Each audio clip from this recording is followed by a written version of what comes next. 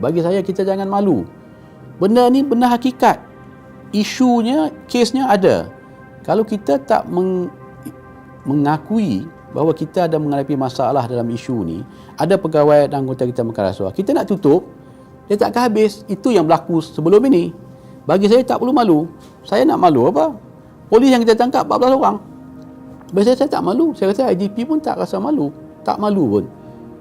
Yang penting kita ambil tindakan. Kalau kita ada sikap tu lagi, sampai bila-bila pun isu ni takkan habis.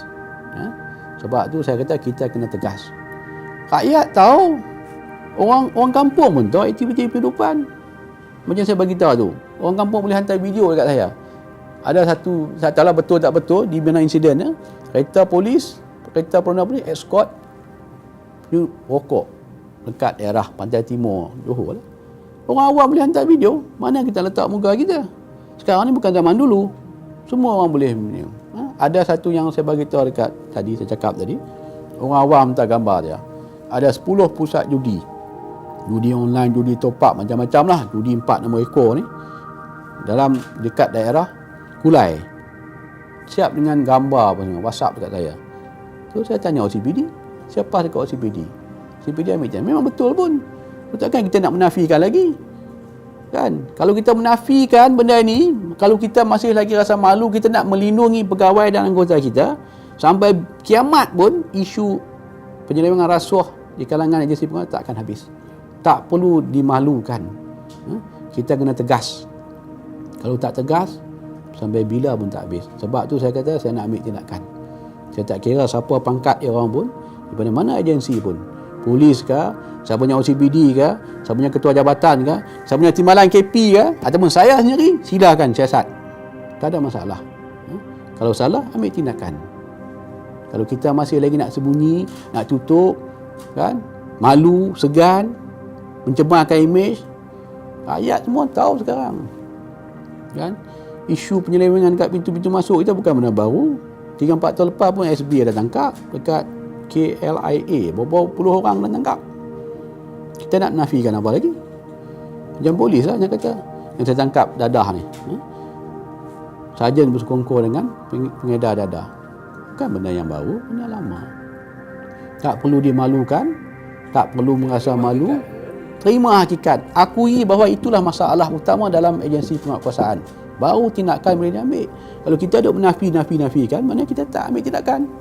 Kalau boleh kita nak cover up, kalau boleh kita nak tutup. Itu yang menyebabkan lagi jenayah tu lagi masyhur lagi. Pada masa sama rakyat tahu. Tu saya rasa dah cukup lah. Cukup dengan cara lama, cukup dengan kaedah lama. Sikit-sikit nak malu, sikit-sikit nak segan, mencemarkan imej. Habis tu yang dia buat makan rasuah tak cemar imej. Kita tak ambil tindakan, tak cemar imej kita. Kan? Mungkin saya tegas atau saya kasar sikit pasal yang mana, tapi kalau tak ambil tindakan, sampai kiamat pun takkan habis isu ni. Datuk fokus pada jurung-jurung sekarang ni kan. Sebelum ni kita tengok penguatkuasa lebih pada weekdays, semua kan sekarang tu. So Datuk pernah mention Datuk terima ugutan kan. So macam mana tu? Saya rasa ugutan yang macam mana Datuk ni? ugutan ni banyak. Dulu waktu saya kat kaunter dia banyak lah, dengan Jemaah Islamiah lah, dengan Daesh lah, dengan arwah Muhammad Wandi lah, hantar orang SO pantau pergerakan saya, jogging sebagainya, tansi kalik pun kena kan. Itu biasa. Orang hantar WhatsApp, orang hantar apa dalam Facebook sebagainya kan. Tetapi yang dalam Johor ni yang saya terima setakat ni daripada Indonesia lah. Lepas saya tangkap tekong banyak ni kan. Adalah, saya nak cerita detail pun tak boleh. Tapi ada antara tekong yang top dekat Batam ni dah menyuarakan ketidakpuasan dia orang lah, kegusaran dia orang terhadap saya. Katanya ada Datuk ada polis India katanya. Polis India daripada Bukit Aman, Kantero datang ke sini kan. Untuk dia ni susah ni. Kita akan berada susah, tak boleh bergerak lah.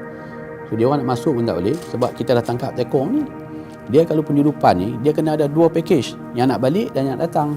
Sekarang ni yang datang nak masuk ni ada, nak balik ni kita dah tangkap habis lah. So dia orang nak datang, tak ada orang nak bantu dia orang, tak ada rumah penampungan, tak ada tekong darat, tak ada. Jadi orang tak boleh buat. Masuk pun kena tangkap. So itu memang ada ugutan lah. Dan bagi saya ugutan tu biasa. Macam saya cakap lah, kita bukan cakap polis memang semua orang kena terima ugutan lah. Kalau kita buat kerja yang lurus ni, banyak lah orang tak suka kan. So kemudian ugutan Jabatan Alim ada terima ugutan, orang jadi pensyarah pun ada ugutan, jadi imam orang ugutan. So jangan takut. Saya pegang prinsip adalah kita ni orang Islam, mati tu akan sampai bila kita tak tahu kan? Datuk dulu AA. Dan kalau kita tengok elemen keganasan ni macam JI apa semua bermula di Johor. Okey. Dan sekarang Datuk di Johor. Bagaimana progres ataupun isu dalam si konteks keganasan di Johor ni? Datuk tahu semuanya bermula di Johor dan sekarang Datuk di Johor. Bagaimana Datuk? Yang pertama, saya tidak ada authority nak cakap pasal counter terrorism lagi. Saya dah keluar. Okay. Memang saya akui Johor ni kalau Ulu Tiram lah, dia punya pusat UTM. Tadi pun saya dah jumpa dengan pakar psikologi dari UTM tadi. So Johor ni dia punya pusat sebagainya. Dan saya waktu saya kat I8 pun, dalam saya baru 4 bulan ini, memang kita terus memantau aktiviti bekas-bekas jemaah Syamiah. Macam saya katakan tadi, walaupun saya sebagai KP, saya masih lagi berjumpa dengan bekas tahanan di mana semua. Ingat bulan lepas kot, saya pergi ke Ulu Tiram, ada satu kes lah. Tu saya singgah di Ulu Tiram lah. Kampung Ulu Tiram tu yang mana orang-orang JI masih pada itu. Saya pergi ziarah dia orang. Salah seorang saya ziarah tu, nama dia Abu Matin. Saya panggil Pak Abu lah. So apabila saya masuk dengan tim dia banyak lah. So pergi ke rumah Pak Abu, kita sampai rumah dia pintu pagar tertutup. So kita panggil-panggil dia tak keluar. Lepas tu wife dia datang. Wife dia datang menangis. Wife dia kenal saya. Pak Ayub tangkap Pak Abu kan, dia kata. Pak Ayub datang dengan full force ni kan. Tak, saya datang nak ziarah Pak Abu. Oh, ingat ke Datuk Ayub, Pak Ayub nak tangkap Pak Abu lagi? Tak. Dia pun panggil Pak suami dia. Suami dia keluar, terkejut tengok saya keluar. Nampak dia peluk saya. Ini bekas anggota kanan JI yang menyembunyikan Mas Samad Kastari dulu yang ditangkap 2009 dekat ni lah. Kan? So dia peluk saya. So dia kata Datuk Pak Ayub, dia panggil Pak Ayub, saya bukan Datuk Ayub. Pak Ayub apa khabar semua ni? Saya kata kenapa tak datang ke BK? Saya segarlah Datuk kan. Pak Ayub dah KP kan. Saya datang ziarah dia orang. Saya masih lagi ada hubungan, orang kata, dengan dia orang lah. Maknanya dia orang mungkin dari ideologi mungkin dia orang ada lagi, tapi saya 90% saya yakin dia orang tak akan buat lagi lah. Mungkin bab ideologi ni mungkin sukar untuk kita buangkan, tapi yang paling penting bagi saya, dia orang tak buat kacau bilau, tak buat serangan dekat Malaysia lah. Sikit lagi, tadi kita bercakap soal tiada kampanye Islami dalam negeri kita sampai pada demokrasikan undang-undang. Ada siapa nama Politik. Oh, itu satu soalan yang sensitif kan. Bila melibatkan politik tu, setakat ni tak ada lah. Bagi saya, orang politik buatlah kerja politik. Jangan mengganggu urusan polis. Polis ni kita pejabat awam. Kita menguat kuasa undang-undang. Kalau ada undang-undang, saya akan kuat kuasakan. Mungkin orang tak setuju. Macam saya bagi contoh tadi lah. Waktu saya dekat I8 dulu, apabila saya tangkap beratus-ratus orang jemaah Islamiah ke, Darul Islam ke, Daesh ke, tak ada pun orang komplain. Ada tak orang Melayu komplain? Ada kot seorang doang. Politician tak ada. Tapi bila saya tangkap DAP doang, adun, jadi isu. Sampai nak pindah undang-undang apa semuanya. Ini apa cerita? Kenapa? Sebab DAP saya tak boleh sentuh. Mereka di atas undang-undang. So, kena adil lah. Dan jangan campur tangan dalam tugas-tugas kepolisian. Kami polis ni menguat kuasa undang-undang. Kami pejabat awam. Cukup 60 tahun saya akan pencen lah.